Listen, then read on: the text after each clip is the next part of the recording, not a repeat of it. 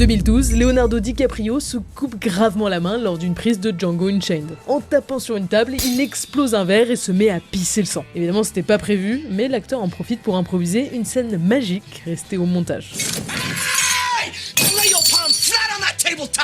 Comme disait Jean Cocteau, le bon film est un accident. Cette fois-ci, ça s'est bien passé, c'est loin d'être toujours le cas. Un film, c'est une œuvre fragile, il ne faut pas grand-chose pour transformer son tournage en enfer.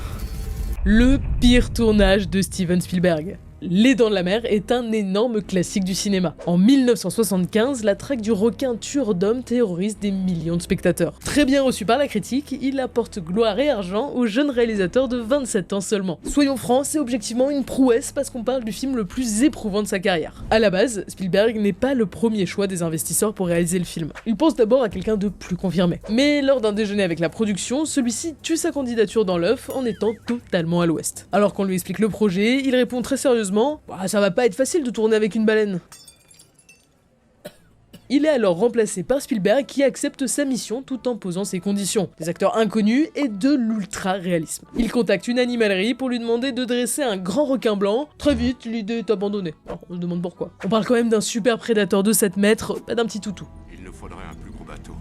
Le film est donc tourné avec un animatronique par mesure de sécurité. Enfin, si on veut. Le requin en métal n'en fait qu'à sa tête et doit être changé 3 fois car sa manipulation se révèle très dangereuse. Même George Lucas, passé juste faire coucou sur le set, se retrouve bloqué par accident dans la gueule de l'animal et frôle le pire. Lorsqu'il fonctionne par miracle, les caméras sont priées de retourner, peu importe que la lumière soit pas bonne ou que les acteurs ne soient pas maquillés. On y va. Vous connaissez le requin du parc d'attractions Universal en hommage à mon film? Eh ben, il marche 10 fois mieux que le nôtre. Voilà ce qu'en dit Spielberg. D'ailleurs, la première fois que le requin est mis à l'eau, il coule au bout de 30 secondes. 250 000 $ de perdus. Au revoir Bruce. Et ouais, c'est le surnom que lui avait donné Spielberg en référence à son avocat. À partir de ce moment, une chose est sûre, le film aura du retard. Chaque scène sur l'eau se révèle bien plus compliquée que prévu à tourner. Partez pour 50 jours de tournage environ, ce sera finalement 155. La situation empire lorsque les syndicats d'Hollywood s'en mêlent. Pour recaser des techniciens syndiqués au chômage, il force Spielberg à tourner avec plus de 100 personnes. Alors qu'avec 50, c'était déjà large. Et faut loger ce petit monde dans les chambres d'hôtel des alentours dont le prix a triplé. Résultat, le budget du film aussi. Il était censé tourner autour des 3 millions de dollars, la facture grimpe à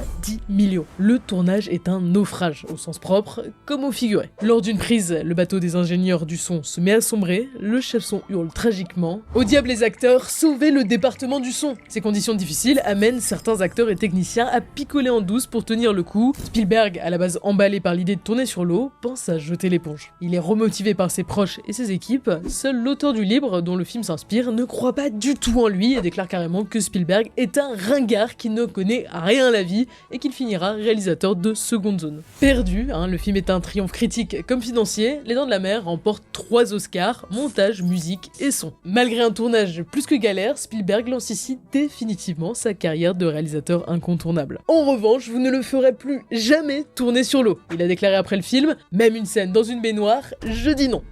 Quand on entend ça, on dit que les films, vaut mieux les regarder que les faire. Bien assis dans ton canapé, tu lances Les Dents de la Mer. Attends, mais il est où? Disney+, Netflix?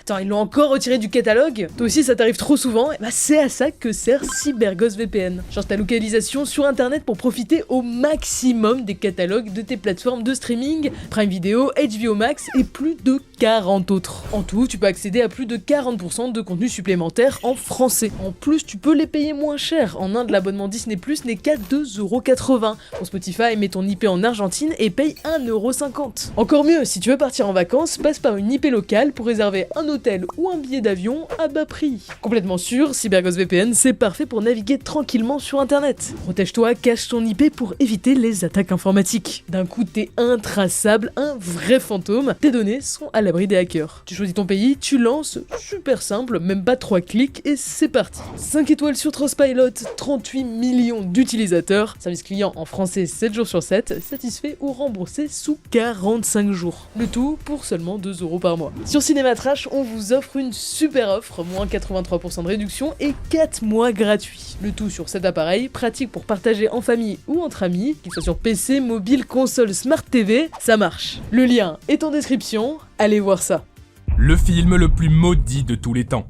Près de 20 ans, c'est le temps qu'aura nécessité ce projet. Le réalisateur le dit lui-même, tout ce qui pouvait foirer a foiré. Qu'un film soit long à concevoir, on peut l'entendre. Mais là, on parle tout de même d'une œuvre dont la production a démarré en 1990 pour sortir sur nos écrans en 2018. Alors comment on en est arrivé là? Le pitch, un réalisateur se rend en Espagne sur le tournage d'une publicité. Sur place, il se retrouve pris au piège de folles illusions d'un vieil homme convaincu d'être Don Quichotte et le voilà mêlé à toute une série de catastrophes. Ouais, c'est prophétique. Sur le plateau, ça part en vrille dès le premier jour. Jean Rochefort incarne Don Quichotte, choisi pour son professionnalisme, son expérience internationale et sa capacité à chevaucher avec élégance. Il doit abandonner après seulement quelques prises. L'acteur ne se sent pas bien, pour cause, il vient de se faire une double hernie discale. Il y a eu un vrai désastre physiologique. Ouais. Tout a craqué. Deuxième jour, le ciel s'assombrit et une inondation folle détruit les décors. Tout est emporté par la pluie. Le réalisateur du film, Terry Gilliam, est déjà au bout de sa vie. Après 48 heures seulement, son projet est déjà plus que compromis. Fataliste, il déclare carrément que c'est une punition pour tout ce qu'il a fait de mal dans sa vie. Au 4e jour, les caméras sont remises en route et très vite arrêtées. La pluie n'a pas seulement détruit les décors, elle a aussi fait changer les couleurs du désert dans lequel le film doit être tourné, un phénomène rarissime. 5e jour, Jean Rochefort souffre trop. Il insiste pour continuer à tourner, mais l'acteur de 70 ans a besoin de 3 techniciens pour le faire s'asseoir sur son cheval tant la douleur est forte. Plus le choix, il s'en va, 7 mois d'absence. Mais Johnny Depp, qui participe au film, est attendu sur d'autres tournages, tout comme Vanessa Paradis. Le film est donc rangé dans un tiroir et tout le monde rentre chez soi 5 jours seulement après le début du tournage. 9 ans plus tard, en 2008, le projet reprend. Mais un investisseur censé mettre la main à la poche disparaît avec les fonds qu'il avait promis. Et ça tombe mal, car Johnny Depp, de nouveau dispo pour tourner, réclame que son cachet soit plus que doublé, et bah du coup, le film il est encore repoussé. 2014, nouvelle tentative, nouvelle équipe. Sauf que tout s'arrête après quelques semaines à cause de soucis financiers. Pourtant déterminé à aller jusqu'au bout, le réal hurle à un journaliste « Croyez-moi, je vais le sortir un jour ce putain de film !» Il tente de relancer le tournage une 4e fois, puis une 5e, puis une 6e. Heureusement, ce coup-ci, c'est la bonne. Et malgré des dernières prises très compliquées où il porte un cathéter et souffre énormément, les rushs sont dans la boîte. Enfin, 17 ans après le début du projet. Fier de lui, il partage avec joie sur sa page Facebook. Le lendemain, il se permet une ultime autodérision en postant « J'ai accidentellement perdu le film ». Don't be influenced by my opinions. That's the important thing. Le projet revient de très loin. La production fut si longue que 2 acteurs sont morts avant d'avoir pu voir le montage final, dont Jean Rochefort. Après ses 18 ans de fabrication, L'homme qui tua Don Quichotte est aujourd'hui l'un des films au tournage les plus longs de l'histoire, détrôné par un film d'animation qui aura nécessité 29 ans. Eh ouais, le cinéma c'est pas pour les feignants. Le pire endroit pour tourner un film. La guerre, la jungle, le Vietnam, l'ambiance de ce film est juste incroyable. Rien à voir avec celle qui régnait sur le plateau. Son tournage est aujourd'hui si légendaire pour son enchaînement de catastrophes qu'on parle d'un Apocalypse Now pour qualifier un projet qui a rendu fou ses équipes. Alors, qu'est-ce qui a bien pu se passer? Pas d'angoisse. On bombarder les arbres et nettoyer tout ça en moins de 2, vous allez voir.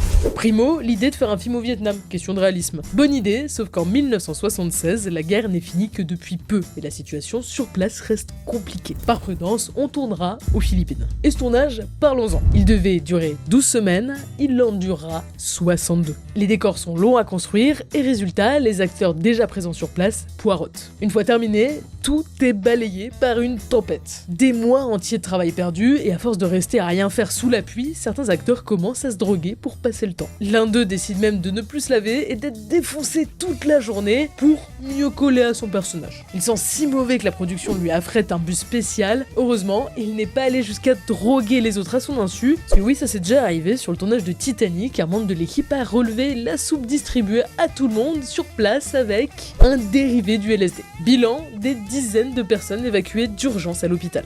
L'ambiance devient encore plus pesante quand Coppola, le réalisateur, vire l'acteur principal du film après quelques prises seulement. Il se sent très mal dans la jungle et son jeu s'en ressent, remplacé au pied levé par un autre comédien qui fera une crise cardiaque à peine arrivé sur place. Il pourra tenir son rôle, mais en faisant une grosse pause. Débarque ensuite en rockstar Marlon Brando pour tourner ses quelques scènes. Le hic, c'est qu'il arrive avec au moins 25 kilos en trop et une partie du script doit être écrite en plein tournage pour tenter de camoufler ça. C'est d'ailleurs pour ça que l'acteur est toujours dans la pénombre sur ses prises. Faut dire que Brando a clairement l'air de s'en foutre du film. Il reste dans son coin, apprend à peine son texte, ce qui cause de nombreux clashs entre lui et le reste de l'équipe. Ajoutons que les moustiques sur le plateau se mettent à propager la malaria, au moins 50 acteurs et techniciens évacués pour être soignés en express avant d'être rapatriés. Encore des semaines à devoir attendre pour tourner convenablement. Si vous essayez de vous évader, vous serez abattu.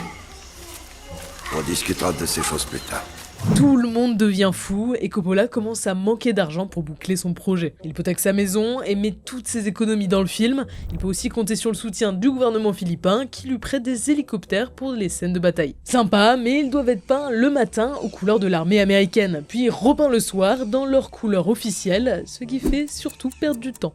Et oui, décidément, le réalisateur devra jongler avec ce genre de mauvaises surprises jusqu'au bout. Comme cette fois où la police intervient en pleine prise pour prendre les visas de tout le monde et embarquer le réalisateur. La raison, de vrais cadavres étaient présents en arrière-plan de plusieurs scènes. En fait, le chef accessoiriste se fournissait directement dans un cimetière local avec l'aide d'un fossoyeur. Mais voilà, il cherche aussi. Pourtant, c'est pas une première au cinéma. En 1976, une équipe de télé américaine tourne un épisode dans une maison hantée d'un parc d'attractions. Et un mannequin pendu à l'arrière-plan perd un bras en direct. Spoiler, le mannequin était en fait un vrai corps. Je vois aucune méthode.